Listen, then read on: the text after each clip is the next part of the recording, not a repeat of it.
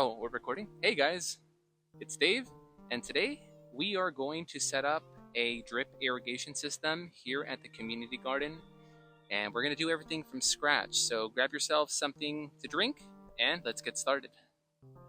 What you're going to need is a drip timer. This is going to help you control the watering in your garden. It will tell it when to turn on, how often you would like the cycle to turn on, and the amount of runtime.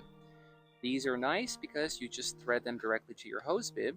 There is a little screen to help fix or catch any debris that may go into your system, and they're usually operated by AA batteries. A good rule of thumb is replace your batteries each season. So now we're transitioning over to the fall season. Pop in a new set of batteries, set your frequency. I can do a video if you guys have a question. We're going to go ahead and get our hose bib adapter. This will allow you to use a standard hose threading, and you're able to thread it on. And from here, we're going to tap into our drip irrigation system.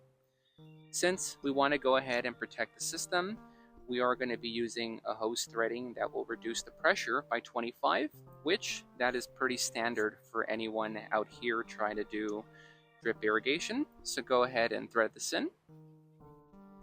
You don't need any tools, just use your hands. And we're going to go ahead and put a backflow preventer. This is going to allow us to use a fertilizer injector that I plan to try out this season. And this one, same thing, will be threaded all the way in. Finally, we're going to go ahead and plug in our drip system and thread that in. We set up the water drip timer. We installed some fresh batteries. We have the backflow preventer, the 25 psi pressure regulator, which will be converted over to a hose bib that connects over to a 1/2 inch drip irrigation hose. Now we're going to go ahead and make our way down to the hose bib that we need to run it out here. We're going to go ahead and connect the water hose, run it all the way back into the system, but we always want to make sure and test to see if it works. So we might end up bringing some water out here. I'll meet you on the other side. Now here, this is the water hose that we're going to be using, the drip irrigation hose. And from here, we're letting it sit in the sun because this hose will just connect in here directly. We made it here to the watering spout, and we're going to go ahead and connect this hose directly to this bib. All right, we got some fresh batteries. We're going to do a manual watering for 3 minutes. Just to see if it works. We're going to turn that off.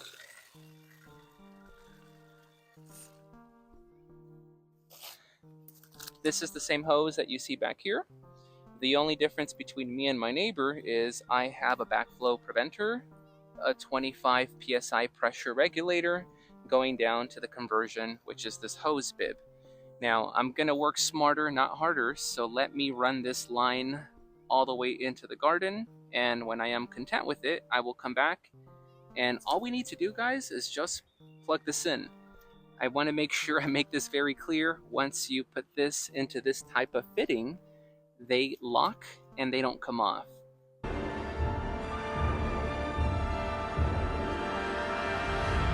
There is a way to reuse it, but that's for another video idea. But for now, let me run this into the garden and I will be back. So this is what we plugged in.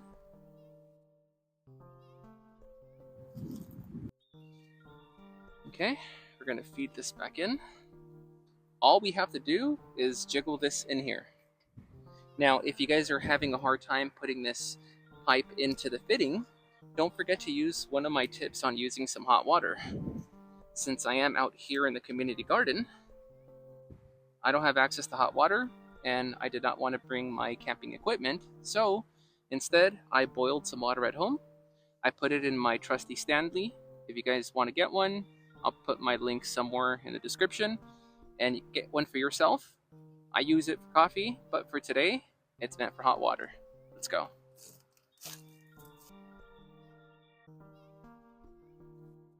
The first thing that we are going to do here is you're going to need one of these drip irrigation punchers. This is one style, or you can get the Swiss Army knife of them all. I find that this one works best for poking holes. This one works best for everything else. I plan to tap into the water, run it up, and we will use a 1/2 inch hose, just kind of spiraling in a circle and with an end cap in the center. Now we're going to go ahead and get this as close as we can to a 90°, and we're going to go ahead and lock it back in. And we're going to use this little fitting that we've already inserted, and that will go directly into this part. Now back here, grab your tubing, and honestly, you can kind of do any design that you have in mind. And this is such an easy design.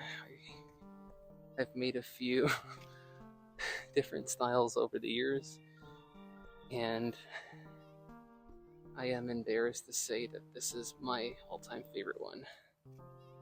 Now, it's the moment of truth. Does it work? Let's do a test run. Now, in this part of the recording, my microphone actually died. But on the bright note, everything seems to be working well. We have consistent water on the drip emitters that are spaced apart every 6 inches. This is going to help you companion plant various flowers, veggies, or peppers and maximize the area that we have available in these 6 beds. Just leave a comment, hit the like button, and I'll see you next time. Bye, everyone.